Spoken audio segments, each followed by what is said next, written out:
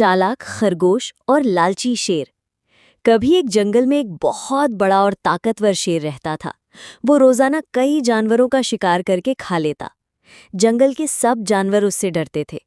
एक दिन जानवरों ने फैसला किया कि अगर हम रोजाना एक जानवर खुद शेर के पास भेज दें तो वो बाकियों को नहीं खाएगा। सब ने ये मुआहदा मान लिया। कई दिन तक जानवर बारी बारी शेर के पास जाते रहे। फिर एक दिन खरगोश की बारी आई। खरगोश बहुत चालाक था। उसने सोचा कि अगर ऐसे ही चलता रहा तो आखिरकार मेरी भी जान जाएगी। क्यों न शेर को ही कोई चाल चलकर खत्म कर दूं। खरगोश आहिस्ता आहिस्ता चलता हुआ शेर के पास बहुत देर से पहुंचा। शेर गुस्से में दहाड़ा, क्यों देर की, अब मैं तुम्हें मार खाऊंगा। खरगोश ने अदब से कहा, आली जनाब, असली में एक और शेर रास्ते में था। उसने कहा कि अब से वो जंगल का बादशाह है।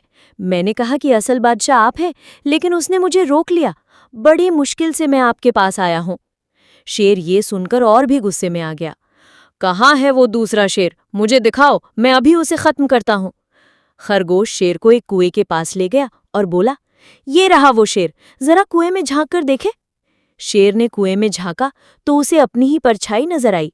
वो समझा कि वाकई दूसरा शेर है। शेर दहाड़ा और कुएं में कूद पड़ा। यूं लालची और गुरूर वाला शेर डूब कर मर गया। जंगल के सब जानवर खुशी खुशी आज़ादी के साथ रहने लगे।